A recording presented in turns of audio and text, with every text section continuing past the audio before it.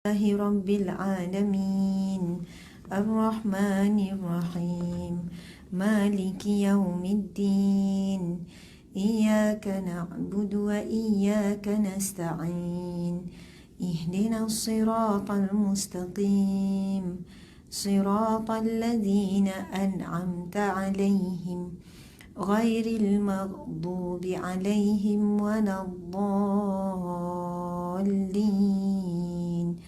آمين آمين آمين يا رب العالمين.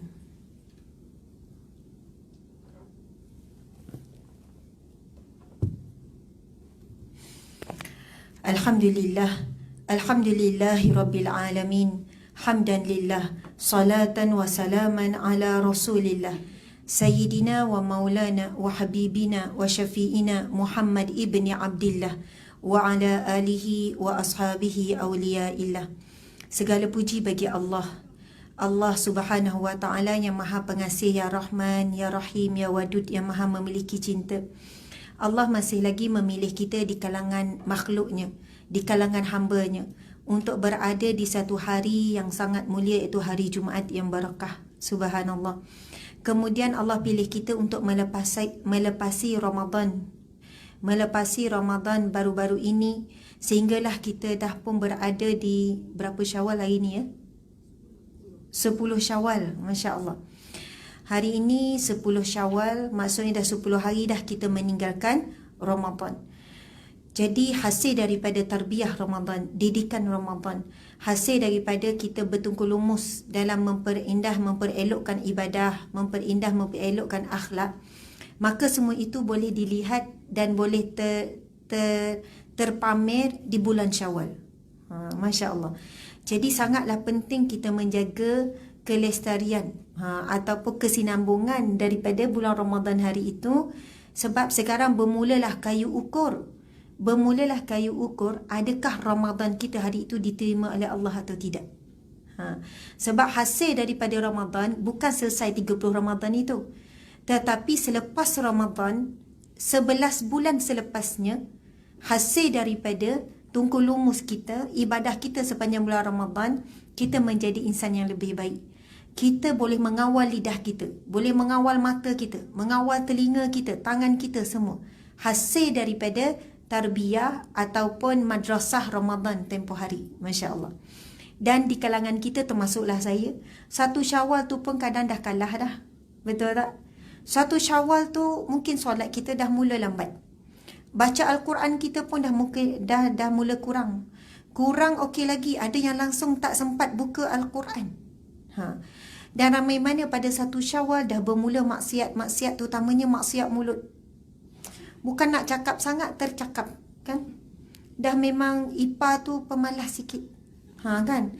Jadi benda depan mata, benda boleh cakap, kenapa tak nak cakap? Macam itulah kan. Subhanallah, kadang ada orang tua pun, Ustazah macam mana saya duduk nyebut-nyebut tentang menantu saya tu yang duduk dalam bilik.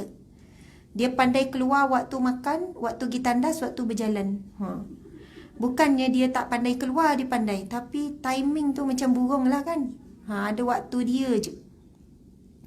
Jadi subhanallah, tajuk yang kita pilih hari ini, memang kita sebenarnya ada kitab kita di sini di KKR. Dan terima kasih juga kepada ahli surau KKR sebab bersabar dan memaafkan. Bulan Ramadan hari itu kita tak dapat nak buat kan. Jadi nak jumpa di Syawal, bulannya bermaaf-maafan. Gitu. Jadi penawar hati sebenarnya kitab kita ni, tapi sebab ada beberapa perkara yang perlu kita dahulukan sempena bulan Syawal. Masya Allah. Sebelum itu, saya pun nak share sikit dengan para wanita sekalian. Masya Allah. Tadi saya ada berjumpa dengan, sebelum datang ke sini kan, ada seorang artis ni, memang sebenarnya dia dah hubungi saya 3 bulan yang lepas dah, ke 4 bulan yang lepas. Melalui PA dia, lepas tu kan, kita nak deal jumpa tu sama-sama sibuk. Ada waktu dia sibuk, kita dapat. Ada yang kita dapat, dia sibuk. Sehinggalah pertemuan tadi tu diizinkan oleh Allah pada hari Jumaat yang barakah. Subhanallah. Mudah-mudahan pertemuan itu diberkati oleh Allah, disaksikan oleh para malaikat, oleh Rasulullah sallallahu alaihi wasallam. Yang mana ialah perancangannya, hajatnya bulan Ramadan hari itu dia nak berhijab. Kemudian dia pun tukar kepada Syawal pula. Tapi dia memang, Ustazah, saya dah tak sabar, saya tak boleh tangguh lagi dah. Kau boleh tadi juga, dia kata, Ustazah, mari carikan baju untuk saya. Macam tu kan. Maksud saya nak pakai baju macam mana? Saya tak nak, saya berhijrah, saya berubah, ikut trend. Lepas tu serah pada saya ni. Kata saya memang selalu ikut ceramah Ustazah. Saya dah beli dah ni setongang. Saya tahu kena tutup ni. Walaupun dia dalam keadaan free hair lagi. Maksudnya, kata kalau betul-betul saya nak berubah yang mengikut kehendak Allah, mengikut syarak. Macam tu. Jadi Masya Allah, ayah dia pun artis juga. Cuma saya nak share satu kisah antara sebab. Kenapa dia jadi macam, dia sangat terpukul untuk berubah. Dia cerita macam ni. Benda ni saya nak share dengan para wanita terutamanya, tetapi umumnya lah kepada semua para pendengar sekalian kan. Sekarang ni pun timbul isu yang orang tanya tentang berkaitan dengan bagaimana wanita-wanita yang tidak menutup aurat, kemudian bahkan seksi, tapi dia dipuji-puji oleh masyarakat, kemudian dia juga disanjung oleh masyarakat. Kan jadi viral juga beberapa hari ni, Masya Allah. Kalau kita tengok kisah adik Ainul Mardiah kan, dapat rawatan oleh seorang doktor pakar daripada Malaysia, namanya Dr. Amalina Cik Bakri, bekas pelajar cemerlang SPM kan, 17A. Tak siap saya kan. Subhanallah, dah jadi doktor pakar yang hebat di UK. UK ke US? Di UK kan. Sampailah malam tadi saya tengok penulisan yang sangat baik daripada Dr. Mazhar dan juga beberapa ilmuwan. Sebab orang bertanya bagaimana kedudukan wanita yang tidak menutup aurat, tapi dia orang yang baik. Dia orang yang baik. Walaupun bukan sekadar tak menutup aurat, mungkin ia lebih daripada tu, berpenampilan seksi dan sebagainya. Jadi pandangan dari sudut agama, Masya Allah, kita memang rujuk Al-Quran, rujuk sunnah dan sebagainya kan. Jadi kita memang tak berhak untuk menilai seseorang dan menentukan syurga ataupun neraka. Kita sendiri pun tak tahu bagaimana perakhiran hidup kita. Yang kita hak kita sesama manusia, sesama saudara Islam adalah mendoakan. Betul tak? Dan kita akan didoakan semula. Kemudian kalau kita baca firman Allah, Allah memang berjanji, itu janji Allah. Setiap kebaikan walaupun sebesar biji zarah akan diberi ganjaran. Setiap keburukan walaupun sebesar biji zarah akan diberi balasan. Jadi timbangan amal kelak di akhirat kelak adalah timbangan sekiranya lebih banyak amal soleh, maka terus masuk syurga. Kalau timbangan amal keburukan tu lebih banyak, maka diazab dulu dalam neraka. Subhanallah. Maka saya tengok setiap peristiwa, kalau kita perasan, setiap peristiwa yang berlaku, mesti Allah nak tunjukkan sesuatu. Allah nak buka minda kita. Betul kan? Allah nak ubah akhlak kita, cara kita pandang, cara kita komplain, cara kita komen dan sebagainya. Kalau kita ni tak faham, kadang kita kata, buat apa kalau baik pun tapi tak tutup aurat, contoh. Ini ayat orang yang jahil. Tapi kalau orang yang berilmu, orang yang dah dengar kuliah apa, insya-Allah kerana kebaikannya tu akhirnya dia akan jadi muslimah yang solehah. Teruskan dia buat baik, kita teruskan mendoakan dia, subhanallah. Jadi memang kita tidak ada hak untuk menilai. Dan ada satu hadis Nabi SAW, hadis yang sahih, Nabi SAW bersabda, sesungguhnya ada seseorang, si fulan ini, hidupnya beramal dengan amalan ahli syurga, sehingga kan syurga dengannya sejengkal, dilihat sejengkal. Bahkan mungkin kita akan sebut syurgalah dia ni. Seolahnya kita ni rasa confirm syurga dia ni. Baiknya, hafal Qurannya, apa-apalah, solatnya, waraknya apa, sampai kita kata, ui, untung ni confirm syurga ni. Kalau kita salam dengan dia, salam dengan ahli syurga ni. Macam tu. Seolahnya lah kita nampak dia punya kebaikan, dia punya solehnya. Lalu sambungan hadis tersebut, di penghujung hidupnya dia beramal dengan amalan ahli neraka, akhirnya dia masuk neraka. Sambungan hadis tu lagi, Nabi SAW bersabda, si fulan ini hidupnya beramal dengan amalan ahli neraka, bahkan neraka dengannya dilihat sejengkal. Sampai orang kata confirm neraka ni. Seolahnya teruk sangat kehidupan dia, kotor sangat kehidupan dia, jauh sangat dia daripada Islam. Lalu Nabi sebut, Di penghujung kehidupannya dia beramal dengan amalan ahli syurga, akhirnya dia masuk syurga. Subhanallah, Allahu Akbar. Sebab itu kita sendiri tak tahu kehidupan kita berakhiran macam mana, apatah lagi kita nak nilai orang lain. Jadi berhati-hati. Mendoakan adalah cara yang paling selamat. Saya nak cerita sahabat tadi tu yang jumpa, dia cerita bagaimana dia ada seorang kakak angkat. Kakak angkat ni supermodel, model yang terkenal juga. Dan dia tahu kehidupan kakak angkat dia ni memang sangat dahsyat. Apa dosa yang dia tak buat? Pergi pub, pakai seksi, bertukar lelaki, bertukar perempuan. Maksudnya bukan sekadar hubungan zina dengan lelaki, hubungan zina juga dengan perempuan, maksudnya lesbian juga. Minum arak, apa semualah maksiat. Memang tak solat, tak reti baca Quran, tak ada. Maksudnya ini yang kita kata seolahnya beramal dengan amalan ahli neraka. Seolahnya tak ada langsung kebaikan, tak ada langsung apa. Memang dahsyat teruk. Seksi, tukar lelaki, berzina tu perkara biasa, minum arak, sangat dahsyat, sangat teruk. Ya tak apa benda dosa besar yang tak dibuat, semua dibuat. Sampailah satu ketika, tapi dia ni, artis ni tak pernah, dia ikut pergi pub, tapi tak pernah minum arak, dia kata. Dan dia jaga solat.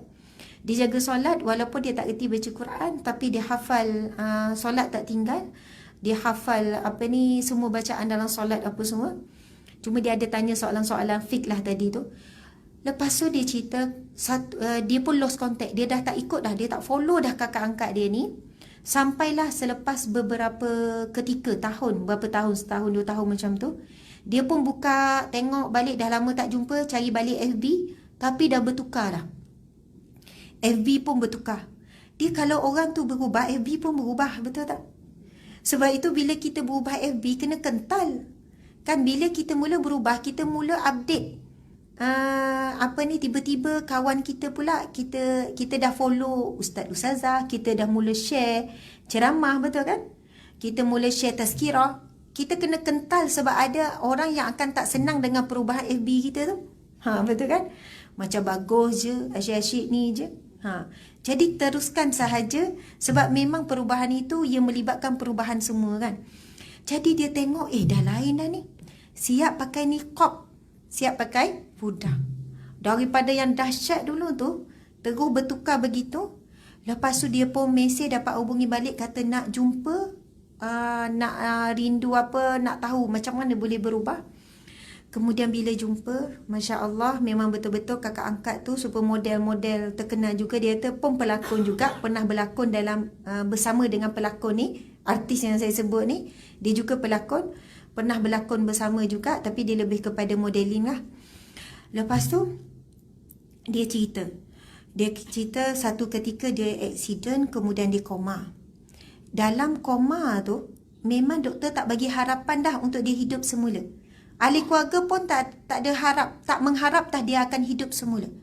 Tapi dia cerita sepanjang dia koma, berapa lama dia koma, mungkin berapa bulan dia koma, dia telah pun diazab dalam neraka. Itu gambaran dia kata yang kakak dia cerita, kata ustazah ceritalah kepada orang.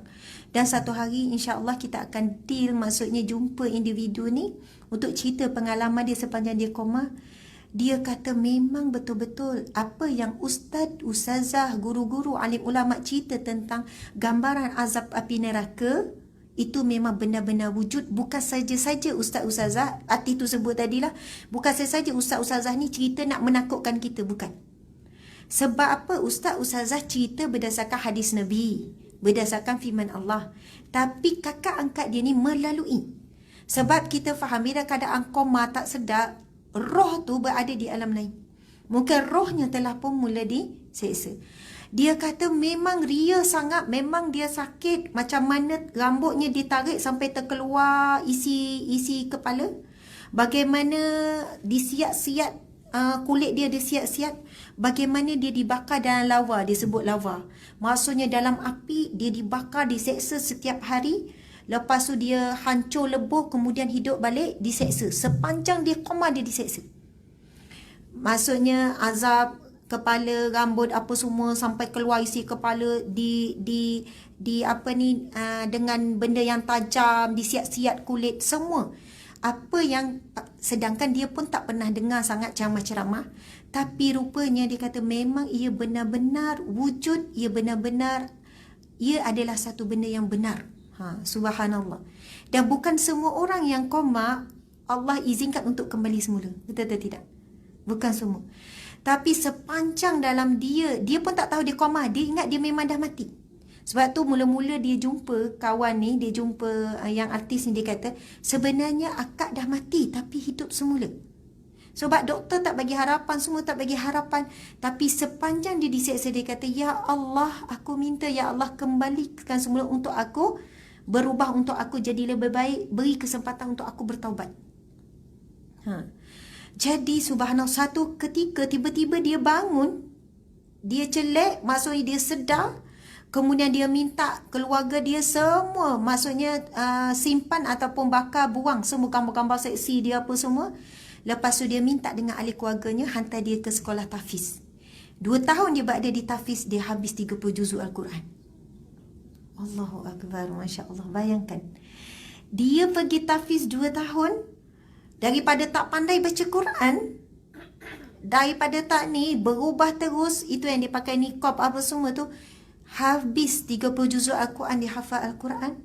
Saya bila dengar tu bulu roma tu, nak kata Allah nak twist kehidupan yang bertahun-tahun dia hidup dengan jijik, dengan kotor tu, dengan satu peristiwa. Lepas tu saya tanya, apa kebaikan? Mesti ada sesuatu yang menyebabkan dia di kalangan orang yang Allah pilih. Lepas tu dia kata Ustazah, nanti dulu ada lagi cerita yang saya rasa sangat seronok dengan kakak angkat ni. Ya. Satu hari ada orang daripada Turki, maksudnya orang baik, orang soleh daripada Turki datang ke tahfiz. Tujuannya adalah untuk mencari isteri. Mungkin ada memang orang yang pesen macam ni kan, nak cari isteri dengan cara macam tu. Jadi kok lah kan, mana yang belum kahwin tu tak mustahil ya. Okey. Jadi dia kata kawan ni cerita, ada seorang lelaki Turki, maksudnya orang juga bukannya orang yang alim lah, orang yang warak, kemudian orang yang berharta juga, hartawan juga. Dia datang ke madrasah tu, dia datang ke pusat tahfiz tu. Dia cakap, saya nak cari bakal isteri. Kemudian masa tu ni ustaz ni bawalah, maksudnya pelajar wanita, semua pakai ni kan, nampak mata je. Terus lelaki tu tunjuk pada dia, nikah. Sekarang duduk di Turki, tapi akan balik juga ni. Dia kata nanti kita akan tukar ustazah jumpa dengan dia. Lepas tu dia tunjuk gambar, dia kata ustazah handsome suami dia ustazah. Saya pun beria kat nak tengok kan. Oh, memang handsome lah, Masya Allah. Dan dia dalam keadaan yang Allah bukan sekadar bagi dia maksudnya hidayah, Allah bagi juga yang memimpin dia. Maksudnya lepas habis tu kan, sebab ramai orang bila berubah drastik bimbang kembali kepada dunia asal dia. Bila dia masuk balik, dia balik semula, faham tak? Tapi Allah jaga dia, dah selesai 2 tahun, terus diberi seorang suami yang baik. Dan suamilah pula sambung untuk menjaga dia. Dia terus tinggal kawan-kawan, suasana semua tinggal. Masya Allah, Allahu Akbar. Sebab itu saya rasa macam tepat sangat bila Allah tunjukkan satu-satu. Dengan ada berlaku peristiwa, kemudian kita akan tengok sebenarnya ramai orang yang kita tak terfikir dia akan berubah. Tapi Allah sebut dalam Al-Quran, innaka la tahdi man ahbabta. Kamu tak boleh bagi hidayah berubah orang yang kamu sayang. Walaupun kita nak sangat orang tu berubah, kita usaha macam-macam, innallaha yahdi man yasha. Sesungguhnya Allah lah yang memberi hidayah kepada siapa yang dia mahu. Jangan pula kita buat kerja Allah, na'udzubillah min zalik. Kita pula buat kerja Tuhan, menilai orang, mengatakan dia teruk apa semua. Orang yang mengatakan orang lain teruk, dialah yang teruk. Orang yang mengatakan orang itu dalam keadaan kesesatan, bimbang dialah yang sedang diuji Allah dengan kesesatan. Sebab semua itu adalah kerja Allah, urusan Allah Subhanahu wa taala. Masya Allah, alhamdulillah. Jadi insya-Allah bertepatan itu cerita sebagai mukadimah inspirasi kita pada hari ini. Jadi kalaulah siapa yang tengok suami dia rasa teruk sangat suami dia tu, maksudnya selagi dia semayang, selagi dia menjalankan teruk dia tu, mungkin teruk bukanlah gambarannya seteruk wanita tu tadi tu kan, seolahnya lah, ataupun anak ke kan, Subhanallah. Kadang saya jumpa ibu bapa ni baik, anak-anak semua baik, tapi ada salah seorang daripada anaknya tu berpakaian seksi, maksudnya tidak menutup aurat, yang lain semua okey. Bila jumpa kita menangis, ustazah, anak lain semua alhamdulillah boleh ikut, tapi yang seorang ni tak tahu ustazah. Saya kadang nak berjalan malu bawa anak ni seorang, sebab dia pun perasan mata kita duk tengok yang seorang tu. Lepas tu siap tanya pula, ni anak juga ke? Tertanya tu kan. Sebab kita pergi rumah dia contoh kan, yang lain tu macam okey, kita tahu ni tafiz anak dia sekian-sekian, lepas tu ikutlah menantu. Sebenarnya tanya tu bukan niat apa, oh ni anak juga. Lepas tu dia pun pegang, kita boleh faham tu dia pegang tu kan. Jadi dia kata insya-Allah dia bukan jauh sangat, dia solat, dia masih jadi anak yang baik. Teruskan buat baik dengan dia, buat baik dengan dia, teruskan, insya-Allah satu hari dia mungkin lebih baik daripada adik-beradik yang lain tu. Sebab itu kita ni walaupun di hujung usia, nafas yang terakhir, jangan kita berputus asa dengan rahmat Allah. Jangan berputus asa dengan rahmat Allah. Ada anak ni berubah lepas 5 tahun ibu tu meninggal. Ada suami ni berubah lepas 2-3 tahun meninggal kan. Macam itulah. Jadi alhamdulillah tajuk kita hari ini bagaimana indahnya Syawal. Macam itulah kan. Jadi buat dalam bulan Syawal ni ramai pula orang minta tajuk yang hampir dekat, bagaimana nak istiqamah dengan amal soleh, amal kebaikan. Sebab kita tak mampu nak melakukan ibadah yang sama momentum macam Ramadan. Betul atau tidak? Solat sunat ke, puasa 6 pun mencabar ni. Betul tak? Dah start belum ni? Jangan tanya ustazah. Orang yang puasa 6, alhamdulillah kalau dah ada yang habis, tapi jagalah amal puasa 6 itu agar ia tidak lebur. Dia dah habis puasa 6, dia duduk sibuk tanya orang pula kan. Dah puasa belum? Belum start lagi. Ya Allah, bila nak start? Saya dah habis dah. Aduh. Sebenarnya puasa tu nak bentuk hati. Allah bukan pandang puasa tu, Allah pandang hati yang ikhlas berpuasa kerana Allah. Sebab itu syaitan ni dia punya kerja, orang baik-baik macam nak perasan baik, nak sebut orang baik-baik macam kita. Contohlah kan, insya-Allah lah kita orang-orang, bukannya nak perasan, kita doakan kita orang yang baik. Dia bukan hasut jangan puasa, jangan puasa. Dia bagi je puasa, kerja dia selepas puasa, untuk merosakkan puasa. Itu kan Nabi sebut, kamil sa'imin, betapa ramai orang berpuasa, laisa lahu min siyami, tak dapat apa-apa daripada puasanya, tak dapat pahala, sia-sia. Illal ju' wal atash, kecuali lapar dan dahaga. Lepas tu Nabi sebut, betapa ramai orang yang bangun malam, ahli qiyamul lail, tak dapat apa-apa, melainkan letih dan mengantuk saja. Sebab apa? Orang yang begini, kita akan diuji dengan keadaan, kondisi masing-masing. Orang yang banyak baca Quran diuji dengan baca Quran dia yang banyak tu. Dia rasa ujub, kagum dia boleh baca 1 juzuk sehari. Dia rasa kagum dengan dia boleh habiskan 30 juzuk dalam tempoh seminggu, 2 minggu contohnya. Subhanallah. Orang yang malas diuji dengan malas lah. Bukannya orang yang malas kata tak apa, walaupun saya baca semuka surat seminggu, tapi ikhlas kerana Allah. Tak boleh. Kalau ikhlas kerana Allah, mesti buat apa yang Allah suka. Allah sangat suka kita memperbanyakkan baca Al-Quran. Jadi berhati-hati. Orang yang tak puasa lagi jangan kita hina kan, walaupun dia ustazah. Ustazah dah start belum? Belum lagi. Ustazah pun belum lagi. Contohlah kan. Ikutlah siapa-siapa ke, budak ke, orang yang kita rasa ni, kita bimbang ibadah yang kita buat bukannya menjadikan kita orang tawaduk, jadi takabur dengan ibadah kita. Na'udzubillah min zalik. Jadi kita cuma mendoakan insya-Allah mudah-mudahan boleh habis. Lepas tu dah tinggal berapa hari lagi Syawal nak habis, masa tu soalan tu lagi kerap tu kan. Lepas tu saya tak sempat lah. Ruginya tak sempat. Tahu tak hadis Nabi? Keluar pula kan. Ya, kalau kita baca hadis Nabi SAW bab puasa 6 ni, sesungguhnya puasa 6 di bulan Syawal itu menyamai puasa selama setahun. Kalau siapa baca jawapan Dr. Zulkifli Al-Bakri tentang soalan, boleh tak gabung puasa Syawal dengan puasa fardu, puasa qada? Boleh tak? Dr. Zul bawa dua kan? Dua pendapat. Baca tak tu? Kena baca daripada awal sampai akhir. Jadi pendapat, dibawakan dulu pendapat yang pertama mengatakan boleh, dibenarkan. Boleh saja gabung puasa fardu dan juga puasa qada dan puasa sunat Syawal. Boleh gabung, tak ada masalah. Itu juga pendapat ulama yang muktabar, ulama besar. Lepas tu pendapat juga ulama mutaakhirin yang akhir ni lah, contemporary. Kemudian memang yang afdalnya adalah diasingkan. Memang itu yang afdal. Walau bagaimanapun memang ada pendapat yang mengatakan tak boleh digabungkan. Dan untuk kita pegang boleh gabung, itu tak ada masalah. Jadi berhentilah kita duduk takwil-takwil untuk bergaduh lagi, ya, siapa yang gabung.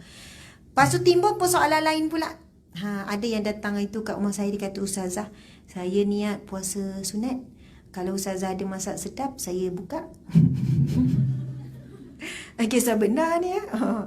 Maksudnya tengok juga, kalau rasa tak kuat tu, rasa nak makan tu kan, sebab puasa sunat tak apa kan, buka. Saya kata, ya memang tak apa, sebab tu saya tak niat puasa qada. Boleh ke? Sedangkan ada yang perlu diqada. Faham tak? Tadi tu isu yang pertama tadi dah jelas, boleh gabung. Isu sekarang, ramai juga yang tanya saya, boleh tak nak niat puasa sunat Syawal je, bukan niat qada? Sebab kalau niat qada tak boleh buka. Alasan tak tidak mampu menahan godaan makanan tak boleh. Sebab ia adalah puasa wajib, puasa qada. Kan? Kan ada orang tengok dulu menu, kalau rasa kuat tak buka, kalau tak kuat buka. Jadi boleh tak niat puasa sunat sahaja, sunat Syawal, tanpa niat puasa qada? Boleh ke tidak? Sebab kalau puasa sunat, ia tak ada masalah buka isu tu. Jadi jawapannya, kalau kita tengok, memang banyaklah jawapan yang diberi oleh para ulama dan sebagainya. Ada yang kata makruh. Maksudnya boleh tapi makruh. Lepas tu yang kedua, boleh harus sahaja. Sebab ia pergi kepada riwayat Sayyidatina Aisyah. Aisyah ada riwayat ini, riwayat yang sahih. Sayyidatina Aisyah sendiri sebut, aku pernah menangguhkan puasa qada sehingga Sya'ban.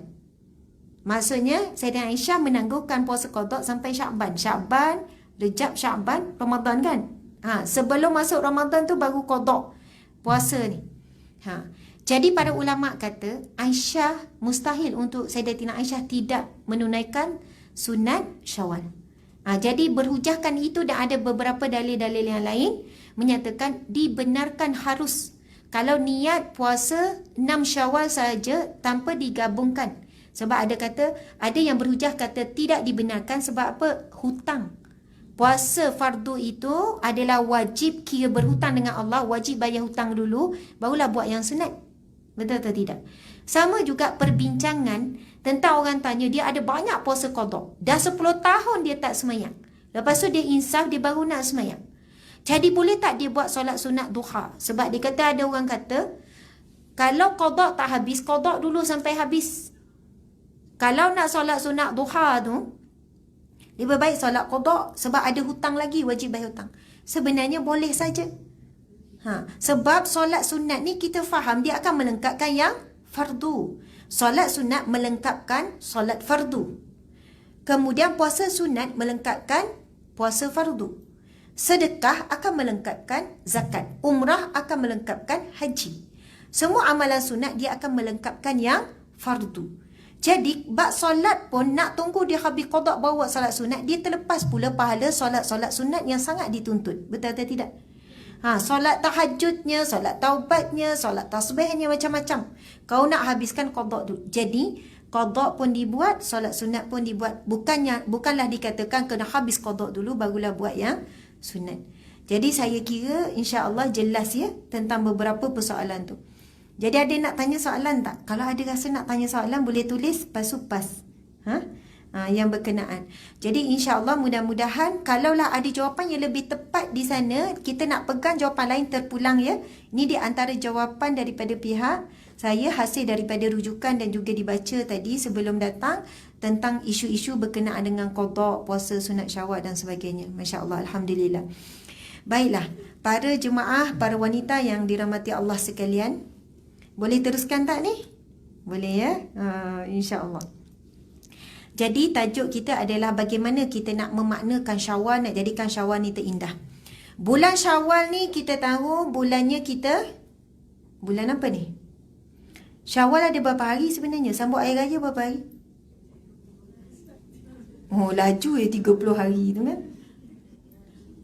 Syawal sebenarnya ucap sama Hari Raya Aidilfitri berapa hari? Oh, sehari je. Orang KKL memang sehari je. Okey, memang betul kalau ikutkan satu hari itulah. Ada yang kata 2 hari saja. Raya pertama, raya kedua kan. Kalau ikut dalam Islam, hari raya pertama itulah kan. Yang ada solat, sunat, Syawal dan sebagainya, Masya Allah. Okey, lepas tu kehidupan katanya seperti biasa. Sebenarnya memang biasa je lah selalu kan. Kehidupan macam normal biasa. Ada pula yang kata salah, bida'ah. Maksudnya ucap sama Hari Raya sampai sebulan ni. Ada yang kata apa raya ni, tak ada raya dah ni. Macam tu kan. Ni ucap Hari Raya lagi tak ni? Kan takut nak ucap Ustazah sama Hari Raya. Uruf kita, kebiasaan kita kan, raya ni berapa lama? Ya ke sebulan? Habis Syawal lah, habis Syawal sebulan. Tapi saya ingat tahun lepas dah lebih, Syawal pun ada rumah terbuka lagi. Perasan tak? Sebab tak cukup tarikh. Tak cukup Syawal. Asal dia nak buat, bertemu dengan orang. Lepas tu gini. Habis Syawal tu dia buat lagi. Jemput ya rumah terbuka. Jadi, Masya Allah, tak ada masalah dengan ucapan Selamat Hari Raya. Walaupun Syawal, walaupun sampai dah 30 Syawal dan sebagainya. Itu sekadar ucapan biasa saja. Bukannya ucapan yang melibatkan iktikad ataupun melibatkan kita yakin ia diberi pahala ke, ataupun dia diberi pahala tu dari segi kita hubung silaturahim. Banyaklah pahala sebenarnya. Kita buat jemputan. Ni lagi orang tunggu gaji baru buat rumah terbuka, jadi lambat sikit habis rumah terbuka nanti ni. Kan? Lagi gaji dia fikirkan 2 minggu lagi ya. Nak buat sekarang memang makan sendiri pun tak cukup. Dan ujung minggu ni ternanti-nanti siapa yang ajak, siapa ajak. Sebab kalau siapa ajak jimat dah, makan pagi, tengah hari, malam. Macam tu kan. Masing-masing tanya soalan yang sama. Akhirnya tak ada orang ajak. Sebab orang tunggu nanti gaji tu baru nak buat ni. Sama juga bila saya sebut benda ni, saya teringat nak jawab soalan, boleh tak guna duit raya anak? Boleh tak ni guna duit raya anak ni? Ni muka-muka guna duit raya anak ke semua ni? Hari tu saya pergi beli barang dapur kan. Saya bayar dan RM50, semua duit RM1. Mula-mula saya rasa malu ni, malu. Mula-mula malu biasa lagi. Lepas tu malu lebih besar. Lepas tu bila orang yang belakang tegur, duit raya anak ke?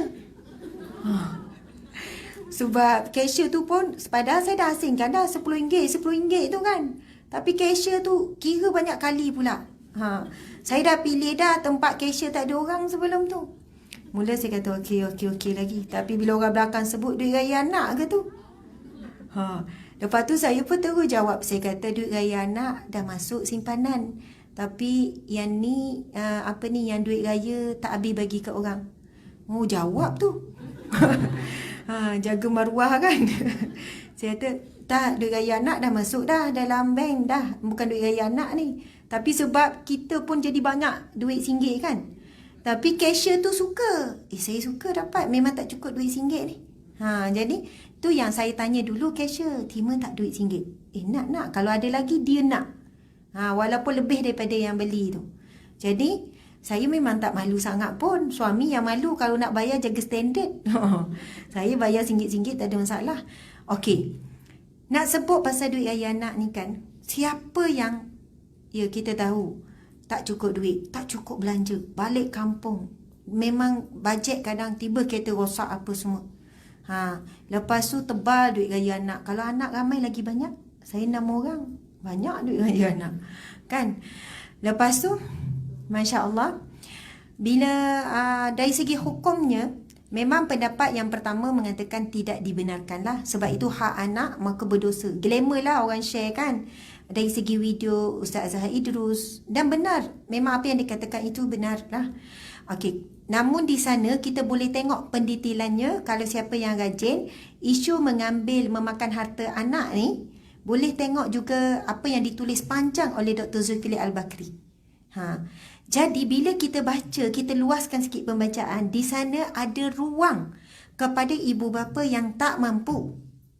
Ibu bapa dalam keadaan yang susah.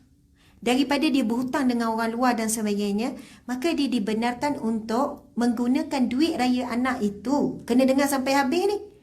Ni dia dah dengar, ya boleh, dah tutup dah ceramah. Kena ikut. Yang pertama, kalau ibu bapa ni sebenarnya dia tak mampu berwaktu je, masa tu dia tak mampu, Nabi dapat gaji mampu kan. Jadi dia wajib bayar balik. Soalannya dia pinjam dululah. Pinjam dulu. Wajiblah bayar balik. Dia tak, kan ada orang yang kaya sementara. Ada orang miskin pun sementara. Macam kita sekarang lah, susah sementara je ni. Sementara nak dapat gaji. Dapat je gaji nanti, bayar balik. Itu adab yang pertama. Dan bagi tahulah anak ni. Bagi tahu anak kan. Ni mak guna dulu buat isi minyak ni. Buat makan, beli ayam ni, pinjam duit raya dulu ya. Macam tu kan. Lepas tu, kemudian di sana ada perbincangan hukum ibu bapa menggunakan harta anak.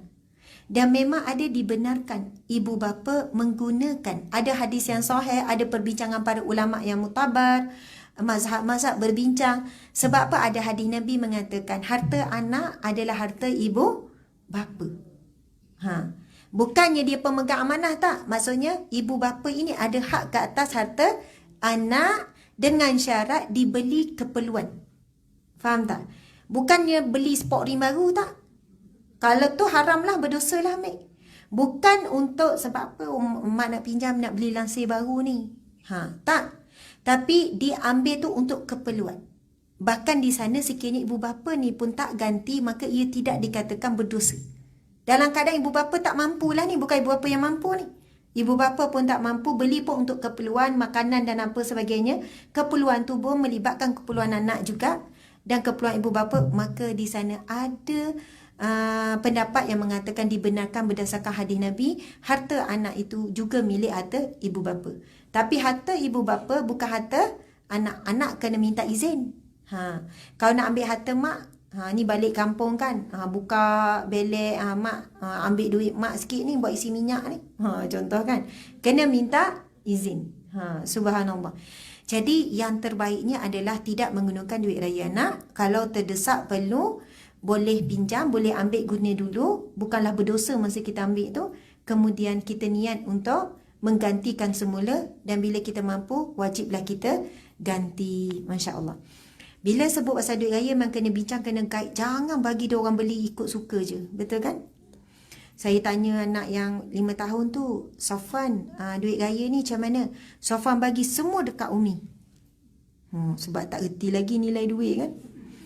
Safwan bagi semua dekat Umi. Ya ke Safwan, betul ni? Ya betul. Tapi untuk beli mainan Safwan. Dia pandai pusing macam tu kan. Sama je lah. Sebab dia tahu tak boleh nak ni kan. Dia pun tak erti nak ni. Kemudian ada beberapa orang anak kata dia dah beli barang apa dia nak. Yang lebih tu simpan, dia kata simpan nak pergi Mekah. Tu yang darjah 2 kan.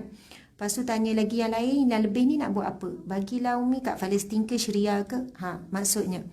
Benda tu sebenarnya kita kena bawa bincang. Kita bagi cadangan. Okey, dah belilah barang yang nak. Itu pun dalam kontrol kita lah kan. Barang yang berfaedah. Kemudian nak tak kita sedekah? Buka minda anak tu kan. Nak tak kisah. Oh nak sedekah pada siapa? Palestin. Umi nak pergi hantar macam mana? Tak, transfer je. Nak. Okey. Lepas tu kita bagi cadangan ni. Jadi cadangan kita tu lah kita kena guide. Bukannya ni duit raya ni ikutlah nak beli apa. Ini kesilapan besar apabila kita membiarkan anak kita yang tak cukup lagi akal fikiran dia untuk menguruskan duit sumbangan hadiah daripada orang. Sebab ia adalah hadiah, sumbangan, menyatakan rasa syukur. Betul kan? Meraihkan ni. Kadang-kadang orang bagi tu dalam bentuk mungkin jadi sedekah baginya. Jadi janganlah kita sia-siakan pemberian hadiah daripada saudara-saudara kita. Subhanallah. Kita lah yang didik dalam dia menguruskan hartanya. Masya Allah. Baiklah. Jadi bulan Syawal ni sekarang pukul berapa? Sekarang pukul 2. 2 suku lah ya kita berhenti. Boleh ya? Pertama, bulan Syawal ini kita ambil banyak-banyak melakukan ibadah apa. Kalau nak sama kuantiti, memang susah lah nak sama. Kuantiti solat ke, kuantiti sedekah lagilah susah ni. Duit raya kita habiskan pada duit raya, kita niatkan sedekah kan. Dapat pahala sedekah. Lepas tu kuantiti dari segi baca Quran, banyaklah yang beza di bulan Ramadan. Tetapi insya-Allah kita kumpulkan pahala berziarah dan terima tetamu. Dua tu. Banyak kan kita kumpulkan pahala berziarah dan terima tetamu. Bila nak pergi berjalan rumah orang, nak keluar berjalan kan, nak keluar hujung minggu ni, esok lah kan. Ada orang jemput tak ni? Oh, okey, Alhamdulillah. Okey. Yang pertama, sebelum keluar rumah, betulkan niat. Betulkan niat. Kena pasang niat, ibu-ibu sekalian, para wanita sekalian. Kalau sebelum keluar rumah lupa, dalam kereta pasang niat. Pasang niat. Rugi kalau tak pasang niat. Kalau suami saya dia tanya, niat apa nak pergi rumah orang ni? Kita pun baru tersedar. Sebab niat nak tengok rumah dia. Contohlah kadang dia niat tu.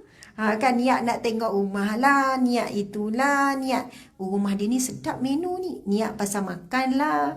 Apa-apalah. Bukan kata tak boleh. Itu dunia tu memang dia masuk menyelik je tu. Keinginan, bayangan kita tu memang automatik je tu. Pilih-pilih pula tu. Menu rumah ni sedap lagi bang tahun lepas. Jadi kita pergi rumah dia dulu. Kan habis menu. Yang tu spaghetti je tahun lepas. Contohlah kan. Masya Allah. Jadi bila ada seorang yang ingatkan, niat apa ni nak pergi ni? Niat apa? Masa tu, Masya Allah, saya nak baca satu hadis. Satu hadis Nabi SAW.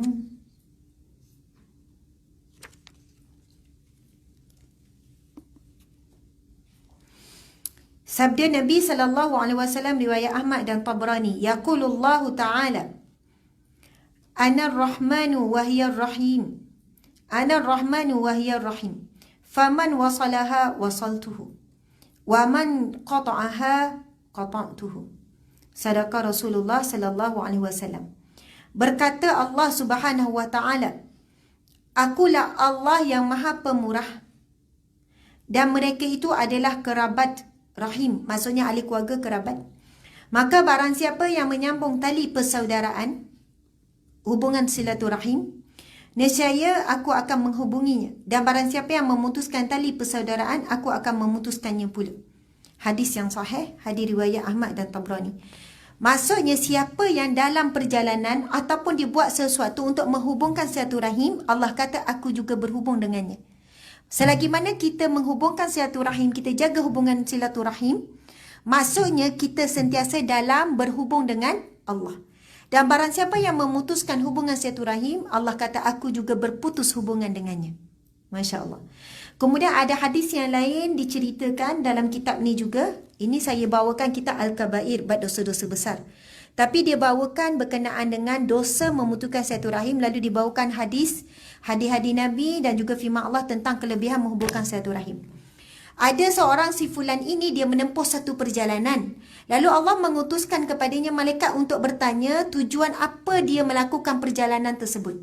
Sebab itu saya sebut tadi, kita nak pergi rumah terbuka ke, silaturahim nak berjalan, nak beraya ke, nak jemput orang datang rumah, pertama kena clear niat apa. Kalau tak, letih saja. Kalau tak, disebabkan niat kita tak clear, niat kita nak tengok rumah, memang nampak rumah lah. Bila rumah bersepah, mulut kita cerita pasal rumah bersepah. Bila pergi tandas, dah apa kita panggil? Tandas dah berkulat. Bukan berkulat, berlumut. Makanan sedap, tumpan tandas berlumut. Bang, tu yang saya tak selera makan, tandas dia kotor. Contoh. Maksudnya, berdasarkan niat apa? Ini akan diuji sepanjang bulan Syawal ni. Berjalan rumah orang datang rumah kita dan sebagainya.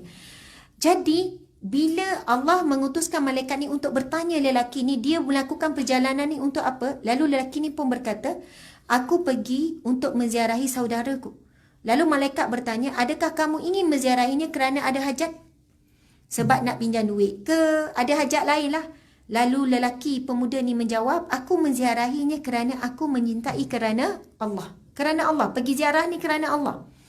Lalu Allah pun memerintahkan malaikat itu, katakanlah kepadanya, Allah juga menyintainya. Subhanallah. Jadi bulan Syawal ini ada cara, ada kaedah kita nak kumpul pahala. Bulan Ramadan kaedah caranya. Bulan Syawal ni kita namakan bulan silaturahim, betul kan? Bulan yang mana kita tak jumpa kawan lama, kita jumpa. Tapi utamakan yang pertama qarabah, lepas tu utamakan jiran. Subhanallah, kena utamakan jiran. Ni nanti kita akan sebutkan. Jadi mudah-mudahan perjalanan yang kita tempuh tu, nak pergi ziarah kawan-kawan ke, saudara mara ke, rumah terbuka ke, disebabkan, okey sila, disebabkan kita niat tadi tu kan, sebelum keluar tu kerana Allah, niat kerana nak hubungkan silaturahim, Masya Allah. Maka start daripada kita keluar, sebab banyak rumah tu, sampailah malam dicatat pahala. Tapi kalau tak niat, dapat pahala tak? Tak dapat. Sebab dia adalah ibadah umum. Dia adalah ibadah umum. Tapi sepanjang tu adalah ibadah lain yang kita dapat kot. Daripada senyum, berwajah manis. Daripada ibadah-ibadah lain kita dapat. Tapi rugi kalau daripada awal sebelum keluar kita tak pasang niat. Dan siapa yang pasang niat, bang, kita niat, kita nak pergi hari ni berziarah beberapa rumah ni kerana Allah, nak bersilaturahim. Subhanallah, bila kita sampai ke rumah orang tu, walaupun hidangannya tak special, dia tak jadi masalah. Sebab niat tu yang membimbing kita. Niat tu yang menjaga lidah kita. Niat tu yang menjaga mata kita. Niat tu yang jaga telinga kita. Sebab kita dah mula kerana Allah, Allah akan jaga sepanjang perjalanan tu. Tapi kalau niat selain daripada kerana Allah, kita akan mudah je nampak benda yang mulut ni nak sebut. Mudah je jadi nak mengumpat. Mudah je jadi rasa tak puas hati. Bang, rumah besar kan, duit raya tak bagi. Contoh, terkeluarlah ayat tu. Suami pula kata, ish, dia terlupa kot. Itu yang saya ngendeng-ngendeng anak tu tadi. Contohlah kan. Sebab dia ada niat-niat yang lain. Tapi bila niat kerana Allah saja, Allah akan mudahkan. Walaupun tak dapat apa yang nafsu nak, tapi kita rasa tenang, relax. Sebab niat kan untuk silaturahim. Masya Allah, dapat pahala berterusan. Dan dalam bab ini nak dibacakan satu hadis Nabi SAW. Hadis ini dia bersambung-sambung. Nabi sebut, man kana yu'minu billahi wal yawmil akhir, barang siapa yang beriman kepada Allah dan juga beriman kepada hari kiamat, pada hari akhirat. Maksudnya beriman pada hari akhirat ni bukan percaya pada berlakunya kiamat saja, tapi percaya dan yakin akan adanya hisab, akan adanya apa yang kita buat semua akan dibalas, sama ada balasan baik ataupun balasan buruk. Nabi sebut 3 ciri utama. Yang pertama Nabi sebut falyakul khaira aw liyasmut. Ciri yang pertama adalah dia ni akan cakap yang baik-baik saja ataupun diam. Ini bulan Syawal ini, hasil daripada tarbiyah Ramadan hari itu, berjaya atau tidak, kita ni jadi orang yang boleh mengawal lidah. Ada tu yang bergaduhnya pasal kari, saya tengok. Sempena hari raya kan. Contohlah ya, ini saya bagi contoh aja. Nampak benda tu simple, tapi sebab lidah boleh bergaduh pasal kari. Contohlah pergi makan rumah adik-beradik kan. Kari adik tu tak kena selera kita. Kau masak kari macam mana ni? Kan? Gini-gini cakap gini. Mai sini nak ajar cara kari yang betul. Padahal itu selera dia, cara dia masak pasal kari. Tapi sebab kita rasa kari kita lagi sedap, timbullah rasa takabur dengan kari kita. Walaupun cerita kari je ya. Tapi benda tu boleh timbul rasa tak puas hati. Boleh timbul rasa kecil hati. Boleh timbul rasa tak senang hati tuan rumah. Jadi kalaulah kita tak ada perkataan yang baik untuk dikeluarkan, lebih baik kita diam. Ini mi goreng ni masak macam mana? Macam biasalah nak bawang putih, bawang besar. Bawang besar orang tak letak, bawang putih ya. Dah orang tu memang masak letak bawang besar, ikut dia lah. Ini macam masin, lebih masin ni. Ni kalau orang yang rapat ataupun adik-beradik kan. Terlebih garam kot. Siapa suruh letak garam? Mi kuning tak payah tak garam, dia dah masin. Macam tu kan. Jadi subhanallah, kita adab kita bertamu di rumah orang ataupun orang datang ke rumah kita kan.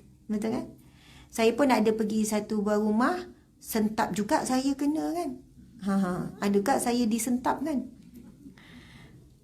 Dah kita kan anak kan 6 orang kan. Lepas tu ada yang kecil setahun lebih tu kan lasak juga kan. Kita pula orang kuat upaya lah kan, duduk menyandar terus kan. Menyandar. Lepas tu tuan rumah Alhamdulillah baik, sangat baik, subhanallah. Cuma adalah macam ada orang, bukan tuan rumah lah, saya cerita bukan tuan rumah. Lepas tu anak saya yang setahun lebih tu dia pergi ada main, dia pegang kunci. Lepas tu terus kena sound. Ustazah, tengok sikit anak tu. Ustazah, tengok anak tu. Kan hilang kunci ni. Maksudnya Ustazah, anak tu main kunci. Kan hilang kunci tu. Tengok sikit anak tu. Saya kan rasa nak terus balik. Rasa macam terus nak balik. Bukan tuan rumah ni kan. Terus tak selera makan. Tapi subhanallah, sebenarnya Allah nak ajar, Allah nak henyak hati kita. Sombongnya lah kita. Takkanlah kita ditegur, disentak macam tu. Kita nak, sebenarnya benda ni banyak berlaku. Kadang kita sentap pergi rumah orang, kadang kita sentap dengan tetamu yang datang. Betul tak? Frame pun tetamu tegur. Kan? Frame ke apa-apalah, kadang-kadang ada tetamu yang begitu. Jadi subhanallah, bulan Syawal ni saya rasa bulan nak test kita mampu tak jaga lidah kita. Bulan Ramadan itu semuanya warak, soleha, soleh, macam Masya Allah. Bulan Syawal ni soalannya, lidah tu selama ni diikat, tiba-tiba dia jadi bebas, dia jadi liar. Nak cakap apa gini, kita rasa kita ramah, kita rasa kita cakap gurau, tapi orang terasa dan sebagainya kan. Jadi berhati-hatilah. Rumah saya bertampung-tampung banyak wallpaper. Kan? Ada datang, pening tengok banyak sangat wallpaper. Sini lain, sini lain, sini lain kan. Semua nak wallpaper belaka. Bukan apa. Anak kita kan conteng-conteng wallpaper. Dah wallpaper ni kena contek, tak ada dah wallpaper yang gambar sama. Man dekat-dekat, asal warna dekat-dekat tampal. Dah lain-lain pula kan. Jadi tak apalah. Jadi subhanallah, lepas tu ada satu malam tu, tak apalah, tak perlu cerita. Tapi nak sebutnya, Nabi sebut siapa yang beriman, semua akan dihisap. Apa yang kita komen, apa yang kita gurau, apa yang kita cakap. Bak makanan ke, bak rumah ke, bak layanan ke, bak apa pun. Masya Allah, banyak pula soalan kan. Maka semuanya akan dihisap oleh Allah Subhanahu Wa Taala. Yang kedua Nabi sebut, siapa yang beriman, man kana yu'minu billahi wa yaumil akhir falyukrim jarahu, maka muliakanlah jiran. Jadi di sini juga saya nak bagi peringatan untuk diri saya dan juga semua. Sebelum kita buat rumah terbuka, mungkin kawan ofis ataupun orang yang jauh, utamakan dulu jiran. Berlaku dalam kejiranan saya. Contoh, kita nampak kereta banyak. Lepas tu, bila kita jemput tetamu daripada jauh, dia orang parking dekat mana nak tanya? Bukan depan rumah jiran ke? Betul tak? Jadi jiran akan tahu. Bila kita nampak ada sebuah rumah ramai orang, kita dah tahu bulan Syawal ni, oh dia ada buat makan. Sama-sama jiran ni bermesej. Dia ada jemput tak kita? Faham tak? Bukan jiran ni macam ni sangat. Takut jiran ni terlepas. Kok ada jemputan? Tak ada. Saya pun tak terima. Oh dia tak jemput kita lah. Dah mula ada bab jiran ni. Sebab itu sebaiknya kalau kita nak buat, utamakan dulu jiran, jemput jiran kalau nak buat sekaligus. Kalau kita tak mampu masak banyak-banyak, buat dulu untuk jiran. Makan simple je. Pernah jiran saya jemput untuk rumah terbuka kan. Kita beria lah ni, rumah terbuka. Simpan perut, jangan makan. Malam ni nak makan rumah jiran ni. Pergi satu menu je. Satu menu saja. Lepas tu dia hidang cincai-cincai je. Pinggan tu campur je warna-warna. Air pun biasa. Saya kata betul ke rumah terbuka ni kan? Sebab biasa rumah terbuka hidangan pun macam special kan. Kita kan main lagi. Umi tak masak petang ni. Tunggu lepas maghrib kita terus pergi. Macam tu kan. Tapi saya belajar apa? Sebab apa? Tengok niat tu kan, sebab nak makan sedap. Niat tu. Tapi saya belajar daripada jiran saya ni, betapa free-nya dia tak fikir, dia ajak untuk silaturahim. Akhirnya apa yang jadi, menu satu je, air pun simple je, dah makan borak, jadi banyak bercakap. Kalau ada 5 menu, bukan ke duk ulang menu ke? Lepas tu menyandar, dah kenyang balik. Jadi yang lelaki pun borak, lama tak ni kan, walaupun jiran lama tak jumpa ni, saya kata ya Allah, memang free-nya dia fikir. Lepas tu bebasnya fikir, tak fikir pasal pandangan orang, pinggan campur-campur, gelas campur-campur. Hidangan pun simple je tapi kenyang. Barakah, niat dia pun untuk hubungan silaturahim. Kita pun belajar membetulkan niat. Masya Allah. Kalau niat sebab nak makan sedap, memang kecewa lah. Okey. Jadi, Masya Allah, utamakan jiran sampai Nabi pernah bersabda, aku menyangkakan jiran boleh mewarisi harta. Sebab apa? Kerana betapa kerapnya malaikat Jibril memperingatkan kepadaku tentang hak jiran.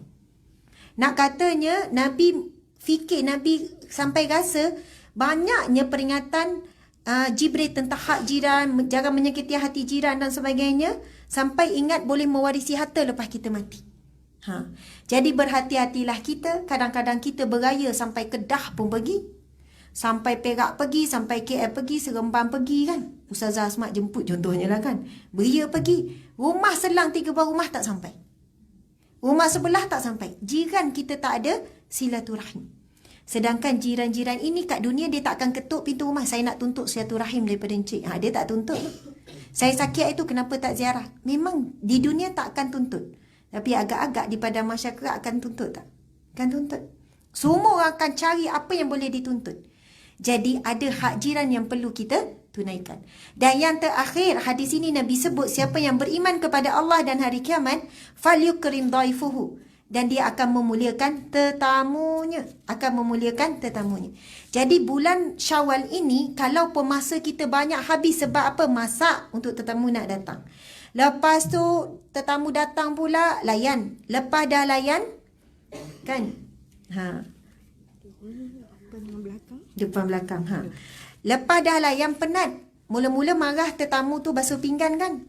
Jangan basuh pinggan, tinggal. Macam tu kan. Dah tetamu balik, bang tolong basuh pinggan. Ingat dia nak basuh pinggan kan. Sebab dah penat. Kepenatan kita itu diberi pahala. Jadi jangan kita rasa susah hati. Bukan kita rasa, ya Allah, melayan jiran, melayan tetamu je, sampai semayang pun tak buat, terlepas duha contoh, sampai terlepas baca Quran contohlah. Jadi dalam hal ini bulan Syawal, kita carilah pahala banyak-banyak, hubung silaturahim. Kemudian pahala apa? Pahala menyantuni jiran, menyantuni tetamu. Bahkan mungkin kita berhabis sikit duit, kalau yang mampu kan, semua itu dikira sebagai pahala sedekah. Ia tak kira membazir. Kalau mampu. Kalau tak mampu, apa yang ada saja. Masya Allah, Alhamdulillah. Jadi saya nak jawab sikit soalan ya. Laju-laju sebab masa dah habis. Ustazah, boleh ke mengaji atau baca Al-Maksurat dalam keadaan berdiri sebab tak dapat tempat duduk dalam tering? Boleh. Comel je soalan. Soalan jujur ni. Dia naik train, dia naik komuter ke apa, boleh je baca Quran ataupun maksurat dalam keadaan berdiri, boleh. Memang disebut di dalam hadis Nabi, di dalam Al-Quran, supaya Allah berfirman, ingatlah, zikirlah kepada Allah, ingatlah pada Allah jika kamu berdiri, duduk dan baring. Ada orang tanya, boleh tak baca surah Al-Mulk sambil baring? Boleh tak? Kan dah baring, lepas tu, ya Allah tak baca Al-Mulk lagi. Dia pun ambil telefon. Lepas tu dia buka tu sambil baring. Boleh. Kita pun selimut tu kita tutuplah sikit biar sopan sikit kan. Tapi dah tak larat dah nak angkat badan. Sebab dah banyak sangat masuk tu soto apa Mia. Tak larat dah nak duduk. Dia baring. Tapi sudah tentu pahalanya tak sama dengan orang yang duduk. Tak sama dengan orang hadap kiblat. Tak sama dengan orang ada wuduk. Sudah tentu pahala yang berbeza. Jadi sebab apa? Bila duduk dia beradab. Dia menghormati bacaan Al-Quran tu. Kemudian dia pun pusing sikit ngadap kiblat. Ambil lah selimut, tutup, tunjuk muka je kan. Tapi kalau dia gagah ambil wuduk, lebih besar pahalanya. Jadi zikir, baca maksurat ataupun baca Al-Quran dalam apa juga keadaan dibenarkan.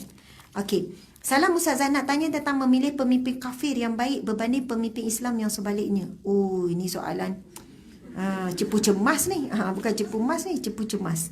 Memilih pemimpin kafir yang baik berbanding pemimpin Islam yang sebaliknya. Masya Allah, Allahu Akbar. Panas ni nak jawab ni. Walaupun ada aircon kan. Okey, jadi kita tangguhkan dulu soalan tu. Saya akan jawab insya-Allah. Dalam KKR pada next, insya-Allah saya akan jawab. Jadi soalan ini Ustazah ni kalau insya-Allah lah saya akan jawab mengikut hutang, mengikut ilmu. Faham tak soalan dia? Isu memilih pemimpin yang kafir tapi dia baik. Excellent. Seorang yang integriti bagus. Tetapi satu lagi pemimpin Islam tapi dari segi amanah kurang, dari segi integriti kurang contohnya, dari segi kerja pun tak efisien. Jadi kalau bertembung dua ni, mana lebih baik nak pilih? Nak pilih yang mana? Dah pilih kan? Okey, Assalamualaikum. Macam mana kalau sebagai ibu kita membebel anak-anak, kita tak mulakan lagi puasa 6. Okey. Sifat terasa saya ni. Sifat leka-leka dan melengah-lengahkan membuat terlepas puasa sunat Syawal. Apa kaitan tu ya? Mungkin macam ni kot. Ustazah, kita sebagai ibu kita membebel anak-anak, kita tak mula lagi puasa 6. Bebel anak tak mula lagi. Bila nak mula ni, puasa 6 ni, puasa. Anak pula duduk asrama kan, anak tak tahu kita tak puasa. Bila anak telefon dah puasa belum? Mak tanya tu macam dah habis puasa, padahal dia tak mula lagi. Puasalah 6, banyak pahala. Siapa yang baca jawapan Dr. Sri Al-Bakri, dimulakan dengan pendapat ulama apa yang dimasukkan puasa tu jadi setahun.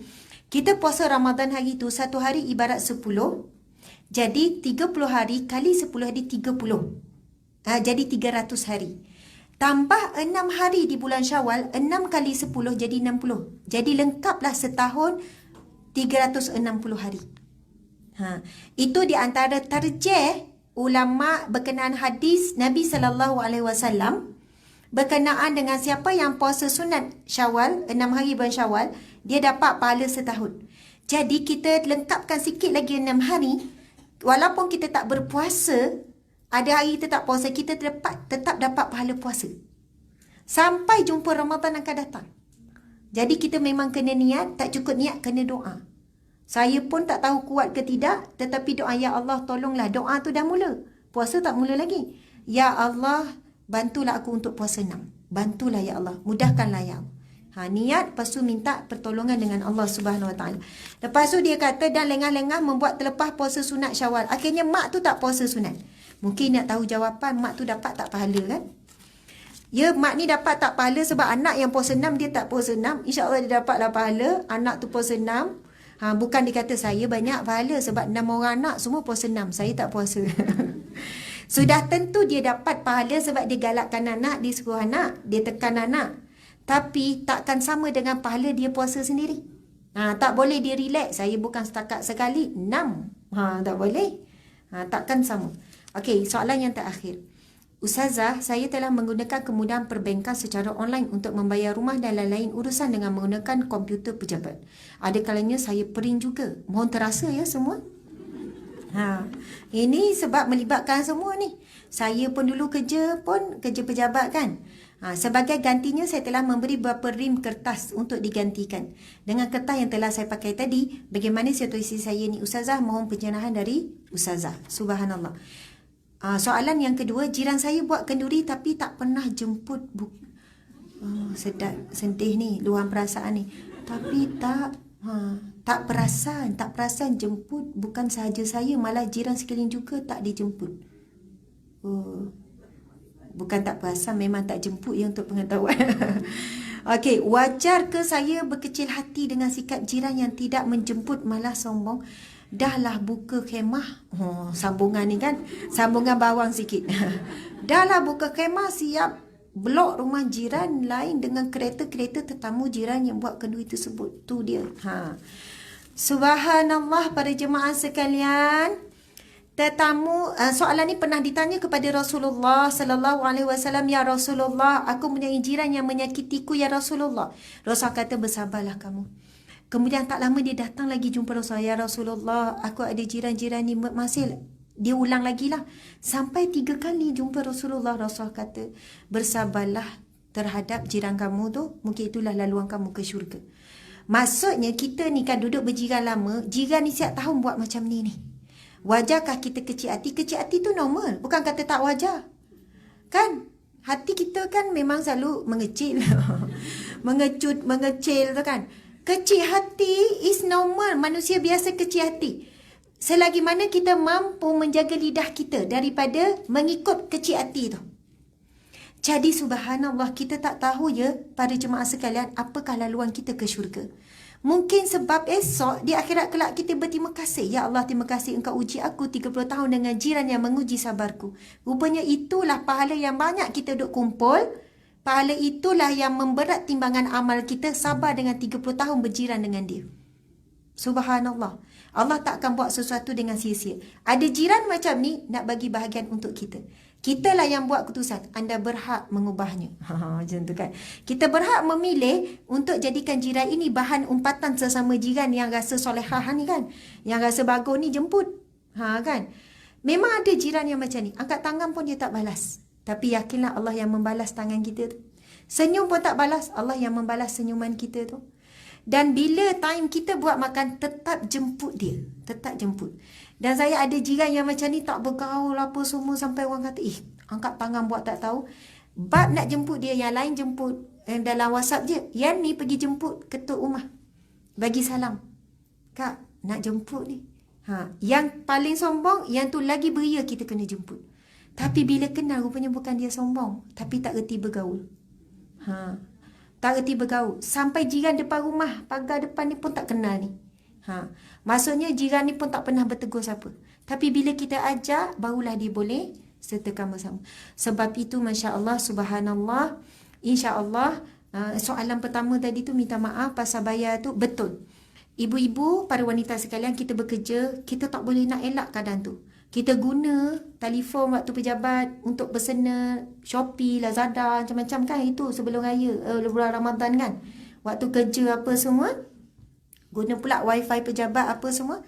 Maka kita perlulah gantikan dengan berapa kaedah. Antaranya, ada claim, kita tak claim.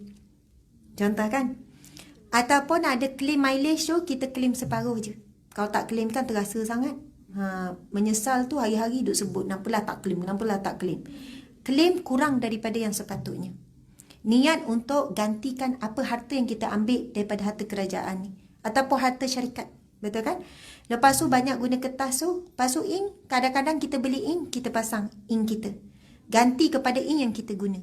Faham kan? Masya Allah. Ada waktunya kita lebihkan setengah jam. Sebab apa? Kita dah ambil juga masa bekerja. Yang lebih setengah jam tu kita tak claim OT pun. Ada lebihkan apa-apalah. Itulah kaedah yang kita mampu buat selagi hidup. Dah mati kita tak boleh buat apa-apa dah. Subhanallah. Ramai yang tanya lepas pencen tau.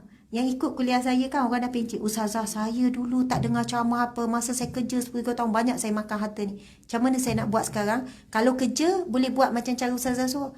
Sekarang banyakkan sedekah. Niatkan sedekah ini dengan untuk menggantikan apa kezaliman yang kita buat kepada orang yang kita zalimi. Tak tahu siapa yang kita zalimi. Masya Allah, itu ikhtiar yang kita boleh buat. Alhamdulillah, mudah-mudahan bermanfaat para ibu, para jemaah sekalian. Saya mengucapkan selamat Hari Raya Aidul Fitri, iaitu selamat kembali kepada fitrah suci dan bersih daripada dosa. Dan memang kita dah mula balik melakukan dosa-dosa.